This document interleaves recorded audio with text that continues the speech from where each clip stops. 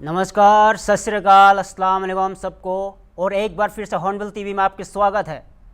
तो आज लेकर के आया आपको ताज़ा खबर। तो नज़र डालते हैं आज की खबर पर। मुख्यमंत्री योगी आदित्यनाथ की अध्यक्षता में हुई यूपी कैबिनेट की महत्वपूर्ण बैठक आज संपन्न हुआ है। बैठक में नगर विकास, कृषि, पशुधन और औद्योगिक विकास विभाग समेत अन्य विभागों के 10 प्रस्ताव पर कैबिनेट मुहर लगी है। दावा किया गया है कि जो प्रस्ताव पास हुए हैं उससे ग्रामीणों के साथ ही पूरे प्रदेशवासियों को लाभ मिलेगा। हालांकि कैबिनेट की बैठक में सबसे महत्वपूर्ण ऑपरेशन सिंदूर की सफलता के लिए धन्यवाद प्रस्ताव पास होना रहा। भारतीय सेना को शौर्य और पराक्रम के लिए कैबिनेट की बैठक में प्रधानमंत्री नरेंद्र मोदी, गृह मंत्री अमित शाह और रक्षा मंत्री राजनाथ सिंह का आभार व्यक्त किया गया। हॉर्नबिल टीवी से खास बातचीत में भी यूपी के मंत्रियों ने धन्यवाद प्रस्ताव को लेकर पीएम मोदी और उसके सहयोगी मंत्रियों का आभार व्यक्त करने की बात कही है। तो आइए और विस्तार से जानते हैं हमारे संपादक से। अबे नीचे करो आईडी। डाउन कर लो कैमरा भैया। निश्चित रूप से भारत की सेना ने पूरी दुनिया में सम्मान बढ़ाया है भारत का, इसलिए हम उनको बधाई देते हैं। अपने नेतृत्व को भी बधाई देते हैं कि उन्होंने जिस समझबूझ से काम लिया और पाकिस्तान को घुटने टेकने के लिए मजबूर भी किया। और जिस प्रकार से पहलगाम की घटना हुई उसकी जितना निंदा की जाए कम है, लेकिन भारत के शौर्य का, भारत की सूझबूझ का, हमारे नेतृत्व का, हमारी सेना का जो पराक्रम विजय शाह ने सूफिया कुरैशी को आतंकवादी की बहन कहा। सर तुर्की का बहिष्कार कर रहे हैं देश की। सॉरी प्रदेश सरकार के मंत्री ए.के. शर्मा जी हमारे साथ, उनसे बात कर। सर आज कैबिनेट की बैठक थी, क्या प्रस्ताव? जी, हमारे पहलगाम के निर्दोष नागरिकों पर हुए हमले से संबंधित जो माननीय प्रधानमंत्री जी के नेतृत्व में कार्रवाई हुई है, उसमें माननीय प्रधानमंत्री जी को अभिवादन किया गया है मंत्रिपरिषद की ओर से, और तीनों सेनाओं को भी अभिवादन। ठीक है, आज कैबिनेट की बैठक थी, उसमें धन्यवाद प्रस्ताव हुआ है। जो ऑपरेशन सिंदूर की सफलता थी उसको लेकर धन्यवाद प्रस्ताव पास हुआ। सरकार के मंत्री दयाशंकर सिंह जी हमारे साथ, उनसे बात करेंगे। आज सर कैबिनेट की बैठक थी, क्या बैठक में चर्चा हुई? देखिए, पंचायती राज विभाग और अपने नगर विकास विभाग के जो अमृत योजना है, अमृत योजना में जैसे गाँव की जो हमारे जो नगर पंचायतें हैं उनकी जो उसमें शेयर लगता था उसको कम किया गया है। जो नगर पंचायत है उसका 2%, जो उसे जो बड़ी नगर पालिकाएँ हैं उसका 4%, और जो नगर निगम है उसका 8% किया गया है उसकी भागीदारी। बाकी स्टेट गवर्नमेंट करेगी और 75% पैसा भारत सरकार से आएगा। तो उनके जो शेयर वो था उसको कम किया गया है, क्योंकि जो योजनाएं गाँव नगर पंचायतों तक ठीक ढंग से इम्प्लीमेंट हो, इसलिए उसको उसकी पहले जो रेशियो था कि 10%, 15% था, उसको 8 और 4 और 2 कर दिया गया है। उसी तरह गाँव में भी पंचायती राज विभाग की तरफ से जो बारात घर बनता था उसको उत्सव घर के नाम दिया गया है, और उसमें भी है कि 40% व्यक्ति कोई वहाँ के समाज सेवी हो या कोई उस गांव का रहने वाला कोई मैंने उद्योगपति हो या कोई सम्मानित व्यक्ति कोई अपने माता पिता के नाम पर या अपने किसी बुजुर्ग के नाम पर उस उत्सव गृह को बनाना चाहता है तो उसमें उसको 40% देगा और 60% सरकार देगी और ज़मीन भी सरकार मुहैया कराएगी। इस तरह से और भी कई औद्योगिक विकास का भी था, वित्त विभाग का भी। ऑपरेशन सिंदूर की सफलता को लेकर भी कोई चर्चा हुई है? पहला एजेंडा यही था कैबिनेट का कि ऑपरेशन सिंदूर में जिस तरह से भारतीय सेना ने अपने शौर्य का प्रदर्शन किया और पाकिस्तान के अंदर जा कर के जो आतंकवादी ठिकानों को जिस तरह से उन्होंने 9 आतंकवादी ठिकानों को नष्ट किया और आतंकवादियों को मारने में भी सफलता प्राप्त की, इसके लिए पूरी कैबिनेट, पूरी मंत्रिपरिषद ने उन्हें बधाई दिया। माननीय प्रधानमंत्री जी को भी बधाई कि उनके नेतृत्व में ये सफलता, हमारे तीनों सेनाओं के सेना अध्यक्षों को भी बधाई और दिया गया और ये भारत के लिए गौरव की बात है। ठीक है, आज कैबिनेट की जो बैठक थी, कई प्रस्ताव पास हुए, लेकिन जो सबसे अहम प्रस्ताव था, जो सबसे अहम चर्चा होनी थी, वो चर्चा ऑपरेशन सिंदूर की सफलता पे थी, जिसपे जो है प्रधानमंत्री नरेंद्र मोदी को जो धन्यवाद दिया गया और खासतौर से भारतीय सेना के शौर्य पराक्रम को लेकर भी उसमें धन्यवाद प्रस्ताव पारित हुआ।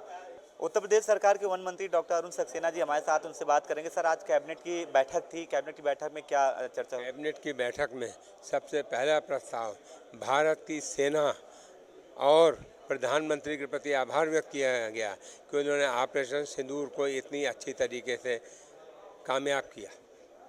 ठीक है, आप जो कैबिनेट की बैठक थी, बैठक में ऑपरेशन सिंदूर की जो सफलता थी उस पर धन्यवाद प्रस्ताव पास हुआ। उत्तर प्रदेश सरकार के मंत्री राकेश सचान जी, हम उनसे बात करें। सर, आज कैबिनेट की बैठक की क्या हुआ? कैबिनेट में 9 प्रस्ताव थे और वो चर्चा के बाद पास हुए हैं।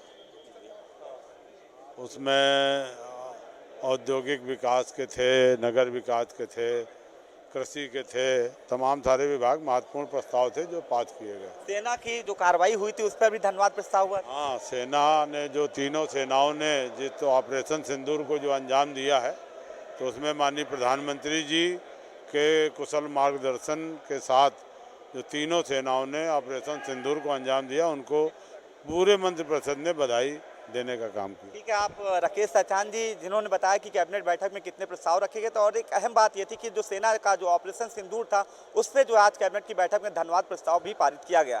वीडियो जर्नलिस्ट विजय के साथ अनूप चौधरी, हॉर्नबिल टीवी, लखनऊ। आइए अगली खबर पर नजर डालते हैं। एमपी मिनिस्टर शाह एफआईआर की भाषा से हाईकोर्ट नाराज, कहा अब पुलिस जांच हमारी निगरानी में होगी। कर्नल सोफिया पर आपत्तिजनक बयान था। कर्नल सोफिया कुरैशी पर मध्य प्रदेश के मंत्री विवादित बयान पर दर्ज एफआईआर की भाषा पर हाईकोर्ट नाराजगी जताई है। हाईकोर्ट की डबल बेंच ने गुरुवार को मंत्री विजय शाह के खिलाफ एफआईआर को सिर्फ खानापूर्ति बताया है। हाईकोर्ट ने कहा कि अब पुलिस की जांच निगरानी को कोर्ट करेगी। जांच किसी दबाव में प्रभावित ना हो, इसलिए ऐसा करना जरूरी है। हाईकोर्ट इस मामले में छुट्टियों के बाद फिर से सुनवाई करेगा। तो आइए संपादक से हम और विस्तार से जानते हैं। मध्य प्रदेश की कैबिनेट सरकार के मंत्री शाह के बयान के बाद लगातार राजनीतिक गलियारों में मध्य प्रदेश की राजधानी भोपाल में लगातार इस तरह के सुर भी निकल कर आ रहे हैं और कांग्रेस सीधे तौर पर आरोप लगा रही है कि क्या शाह के इस आपत्तिजनक बयान को लेकर पार्टी से क्यों न कार्रवाई की जा रही है और पार्टी क्या उनके साथ है। इस तरह के बयान देने के बाद लगातार न्यायालय ने जो स्वतः संज्ञान लिया और अब एफआईआर तक हो चुकी है। एफआईआर होने के बावजूद भी जिस तरह से पार्टी से उसे किसी भी प्रकार की बदलाव वाली रणनीति सामने अभी तक नहीं आई है, इसको लेकर कांग्रेस के कुणाल चौधरी ने भी क्या कुछ कहा है मंत्री के खिलाफ। मध्य प्रदेश सरकार के बेशर्म मंत्री और बेशर्म सरकार सेना का अपमान करने वालों से आज तक इस्तीफा नहीं दिया। कोर्ट के संज्ञान के ऊपर कार्रवाई तो होती है, एफआईआर तो दर्ज होती है, पर देश की बेटी का अपमान करने वाले व्यक्ति के साथ पूरी बीजेपी खड़ी होती है। मुख्यमंत्री मीटिंग करते हैं, रात को हाई लेवल मीटिंग चलती है, पर मीटिंग में निकलता क्या है कि कैसे लीपा पोती कराए ये बताए मुख्यमंत्री जी और भारतीय जनता पार्टी। क्या देश में सेना का अपमान करने वालों के साथ भारतीय जनता पार्टी खड़ी है, या फिर जिस तरीके का कृत्य किया, जिस तरह का देशद्रोही कार्रवाई करी गई हो, सीधे कोर्ट ने संज्ञान लेके के ऊपर एफआईआर कराई है। अपराधी मंत्री को कब तक रखोगे, कब तक संरक्षण दोगे? देश को तोड़ने की बात करने वाले, देश में नफरत फैलाने वाले, देश के अंदर जिस तरह की हालात पैदा करने वाले लोगों के साथ बीजेपी खड़ी है, जनता देख रही है, इसका जवाब देगी और कांग्रेस पार्टी एक एक जगह पे विरोध करेगी। इस्तीफा तो मंत्री को देना होगा। इस बेटी के सम्मान में पूरी कांग्रेस पार्टी खड़ी है और देश की सेना का अपमान, देश के व्यक्तित्व का अपमान, देश को तोड़ने वाले लोगों के खिलाफ जनता इन्हें जवाब देगी।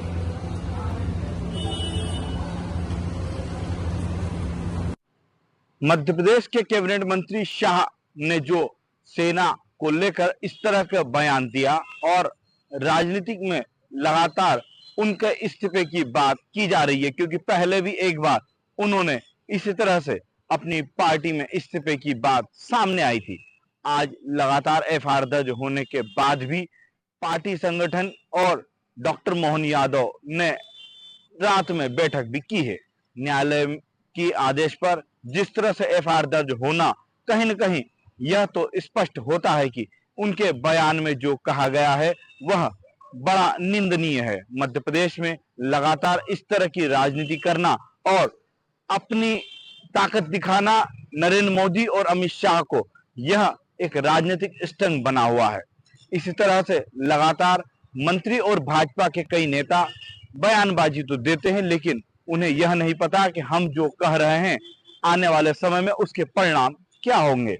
इसी के लिए लगातार इस तरह के मामलों में जब न्यायालय खुद स्वतः संज्ञान लेता है और इस तरह की मंत्रियों की फटकार लगाता है, तो कहीं न कहीं साफ तौर पर देखा जा रहा है कि अब मध्य प्रदेश में राजनीतिक जितने भी लोग हैं वह अपने बयानों को देना और उन पर पलट जाना और बाद में माफी मांगना क्या कहां तक सही है और कहां तक गलत है, यह तो आने वाला वक्त ही बताएगा। अब देखना यह होगा कि क्या पार्टी और सरकार मंत्री को बचाती है, इस्तीफा देते हैं या नहीं, यह तो आने वाला वक्त ही बताएगा। हॉर्नबिल टीवी के लिए स्टेट हेड अमृत शर्मा, मध्य प्रदेश। जम्मू कश्मीर के पहलगाम में 22 अप्रैल को हुई आतंकी घटना के बाद भारतीय सेना द्वारा पाकिस्तान में ऑपरेशन सिंदूर के तहत आतंकवादियों के खिलाफ की गई कार्रवाई को पूरी दुनिया ने देखा। भारतीय सेना ने बिना आम नागरिकों को नुकसान पहुंचाए जिस तरह से पाकिस्तान में घुसकर आतंकी शिविरों को तबाह किया, उससे पूरा देश गौरवान्वित हुआ है। सेना की इस शौर्य को जन जन तक पहुंचाने के लिए गली मोहल्ले और मुख्य मार्गों पर तिरंगा यात्राओं का आयोजन किया जा रहा है। राजधानी लखनऊ में भी आम और खास हर कोई तिरंगा यात्रा हिस्सा बनने के लिए बेताब है। ऐसे ही एक समाज सेवी हॉर्नबिल टीवी से खास बातचीत की है, तो आइए देखिए। प्रेस वार्ता में सभी मीडिया बंधुओं का बहुत स्वागत और अभिनंदन है। आज की प्रेस बहुत ही महत्वपूर्ण चर्चा के लिए बुलाई है, चूँकि 2024-2025 वर्ष जो गुजरा है, इस एक वर्ष में हमारे दोनों विभागों की उपलब्धियों के बारे में पिछड़ा वर्ग कल्याण और दिव्यांगजन सशक्तिकरण विभाग के माध्यम से जो कार्य हुए, महत्वपूर्ण कार्य हुए, उपलब्धि भरे कार्य हुए, उन सब की जानकारी आपको दी जानी मैंने बहुत ज़रूरी समझी थी, क्योंकि जिस समय मुझे माननीय मुख्यमंत्री जी के आशीर्वाद से इन विभागों की जिम्मेदारी मिली थी, तो हमने ये निश्चित किया था कि हम अपने विभागों के रोड मैप और सफलताओं को अपने मीडिया बंधुओं के माध्यम से प्रदेश की जनता के बीच में रखेंगे। 2024-2025 खास तौर से पिछड़ा वर्ग कल्याण विभाग के बारे में आपसे बात करूं तो बहुत ही ऐतिहासिक और बहुत ही सफलता भरा इसलिए रहा कि ये पिछला वर्ष पहला वर्ष था जिस वर्ष में हमने माननीय मुख्यमंत्री जी के नेतृत्व में 2475 करोड़ रुपए की धनराशि से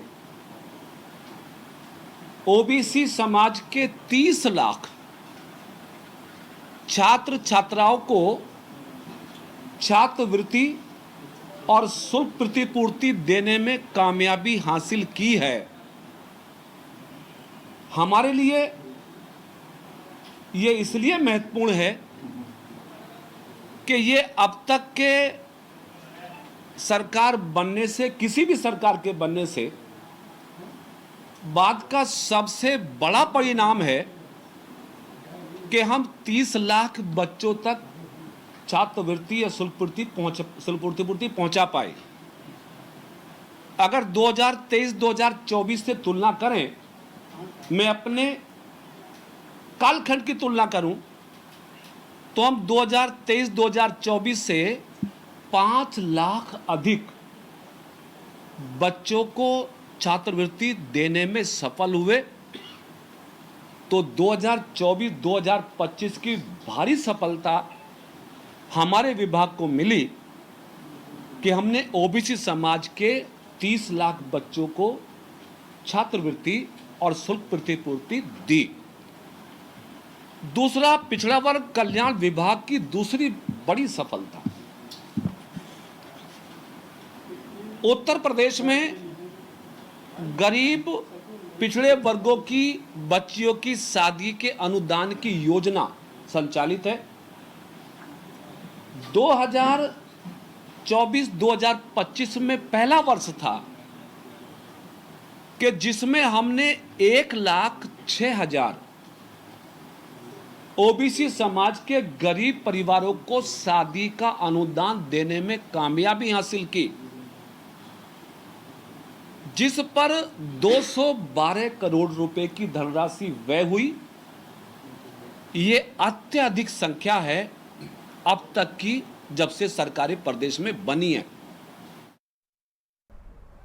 आइए अगले खबर पर नजर डालते हैं।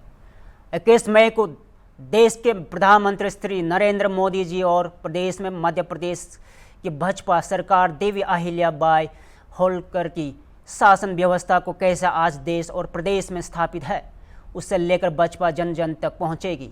देवी अहिल्या होलकर के व्यक्तित्व और उनके राज्य शासन की व्यवस्था, सुशासन, महिला सशक्तिकरण और 300 वर्ष पूर्व उन्होंने जो कार्य किए हैं, उन सभी विषयों को लेकर भाजपा 31 मई को उनकी जयंती देश भर के साथ मध्य प्रदेश में भी मनाएगी। इसको लेकर राष्ट्रीय स्तर पर दिल्ली में कार्यशाला संपन्न हो चुकी है। कल भोपाल में प्रदेश स्तरीय कार्यशाला आयोजित की गई है। देवी अहिल्याबाई होलकर ने अपने शासनकाल में विधवा विवाह की प्रथा को शुरुआत की थी। उस समय होलकर की सेना में लगे सैनिकों की विधवाओं को रोजगार के लिए महेश्वर साड़ी जैसा रोजगार की व्यवस्था की गई थी। आज हमारी सरकारें उसी तरह महिलाओं के स्वरोजगार के लिए कई अभियान चला रही है। सुनते हैं हमारे इस बारे में।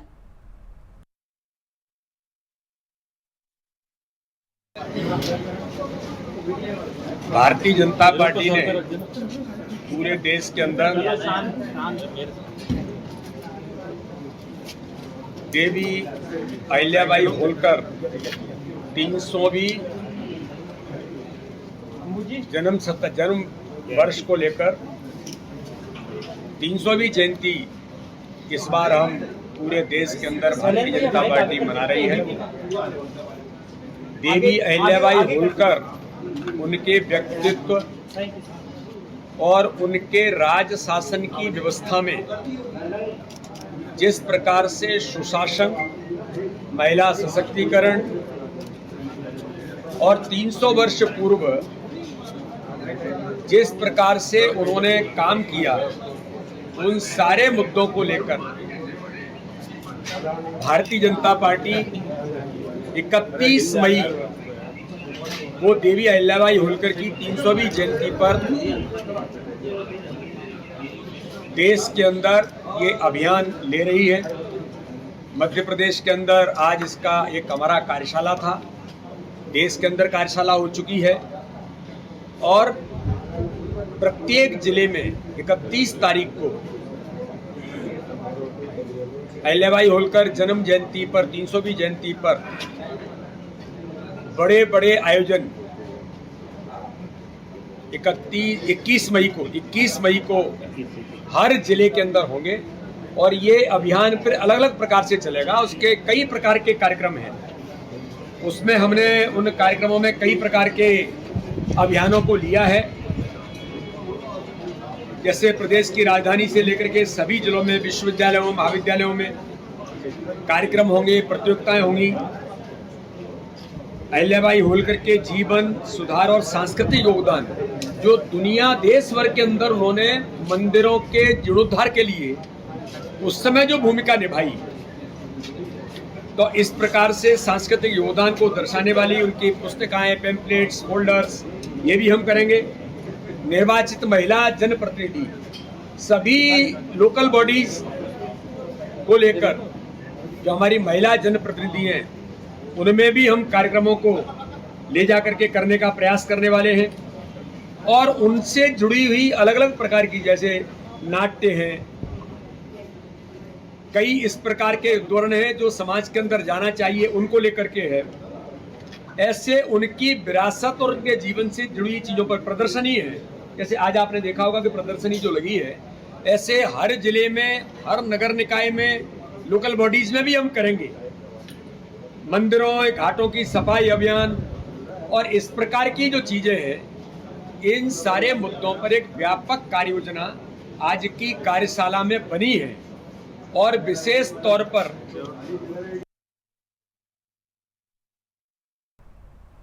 इधर मुरादाबाद जनपद के कुंदर की ब्लॉक कार्यालय पर उस समय अखाड़ा बन गया जब दो आंगनवाड़ी कार्यकर्तियों में जमकर मारपीट हो गई। दोनों ने एक दूसरे को खूब मारपीट और गंभीर आरोप भी लगाए। दरअसल गांव अहातपुर की आंगनवाड़ी कार्यकर्ता सायरुन जहां का आरोप है उनका जनवरी से लेकर मार्च तक का बच्चों का आहार किसी और आंगनवाड़ी कार्यकर्ती को आवंटित कर दिया गया, जिसकी शिकायत लेकर के सीडीपीओ के पास आई थी। वहां शिकायत करके लौट रही थी, तभी कार्यालय में खड़ी कंचन नाम की आंगनवाड़ी कार्यकर्ती ने उन पर कोई टिप्पणी कर दी, जिसका उन्होंने विरोध किया तो उन दोनों में मारपीट हो गई। वहां मौजूद सीडीपीओ ने दोनों में के बीच बचाव करवाया। सीडीपीओ सुरेंद्र कुमार का कहना है दोनों नोटिस देकर कार्रवाई की जाएगी। इस दौरान शिकायत लेकर आए आंगनवाड़ी कार्यकर्ता सायरुन ने विभाग के लोगों पर राशन में घोटाला करने के आरोप भी लगाया है। तो आइए सुनते हैं।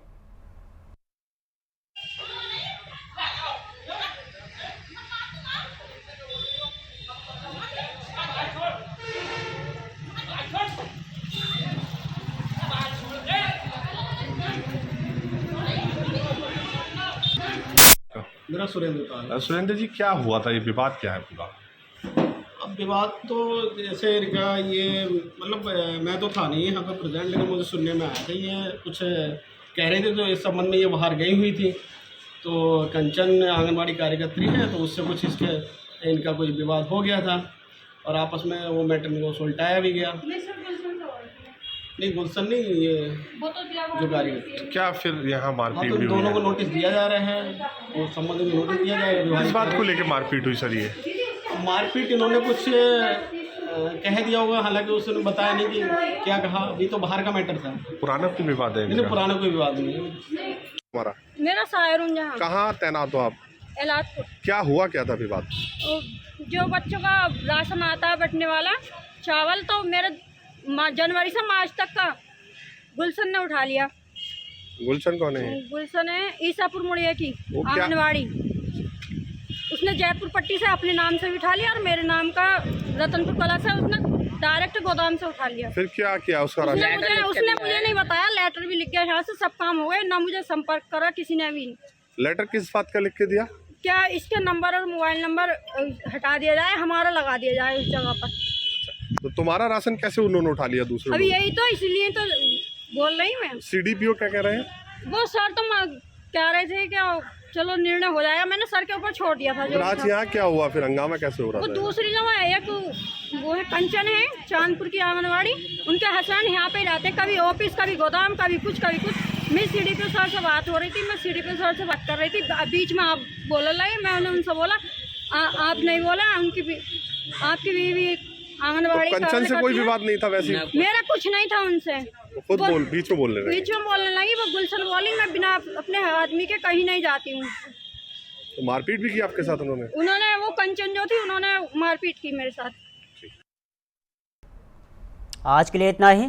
ऐसी एक बड़ी खबर के लिए देखते रहिए हॉर्नबिल टीवी भारत।